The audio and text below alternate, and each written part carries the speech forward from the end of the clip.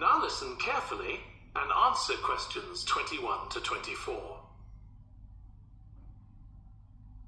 Okay, Jim, you wanted to see me about your textile design project. That's right. I've been looking at how a range of natural dyes can be used to colour fabrics like cotton and wool. Why did you choose that topic? Well, I got a lot of useful ideas from the museum, at that exhibition of textiles.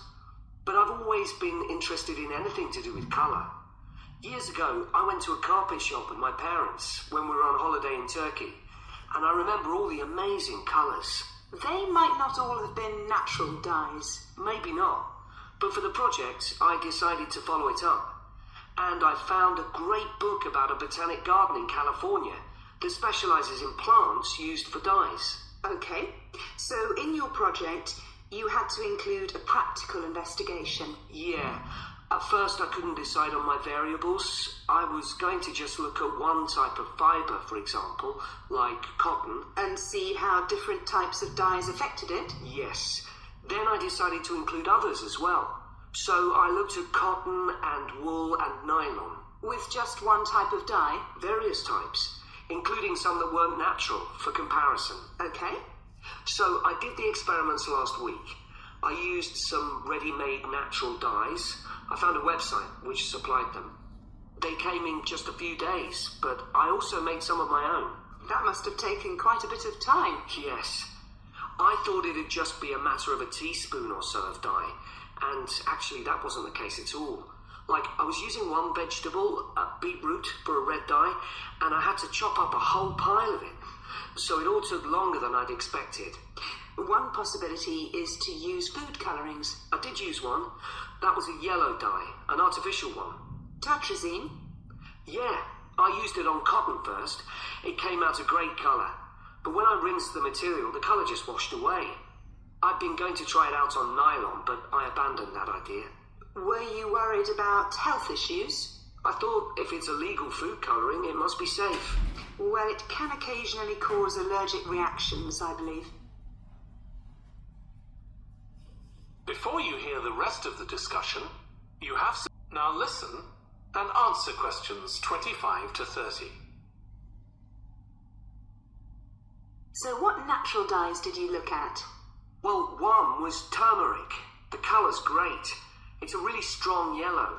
It's generally used in dishes like curry. It's meant to be quite good for your health when eaten, but you might find it's not permanent when it's used as a dye. A few washes and it's gone. Right. I used beetroot as a dye for wool. When I chop up beetroot to eat, I always end up with bright red hands. But the wool ended up just a sort of watery cream shade. Disappointing. There's a natural dye called Tyrian purple. Have you heard of that? Yes. It comes from a shellfish, and it was worn in ancient times, but only by important people, as it was so rare. I didn't use it. It fell out of use centuries ago, though one researcher managed to get hold of some recently. But that shade of purple can be produced by chemical dyes nowadays. Did you use any black dyes? Logwood. That was quite complicated. I had to prepare the fabric so the dye would take. I hope you were careful to wear gloves. Yes, I know the danger with that dye. Good, it can be extremely dangerous if it's ingested. Now, presumably you had a look at an insect-based dye, like cochineal, for example. Yes, I didn't actually make that. I didn't have time to start crushing up insects to get the red colour, and anyway, they're not available here. But I managed to get the dye quite easily from the website, but it cost a fortune. I can see why it's generally just used in cooking and in small quantities. Yes, it's very effective, but that's precisely why it's not used as a dye. I also read about using metal oxide. Apparently you can allow iron to rust while it's in contact with the fabric, and that colours it. Yes, that works well for dyeing cotton.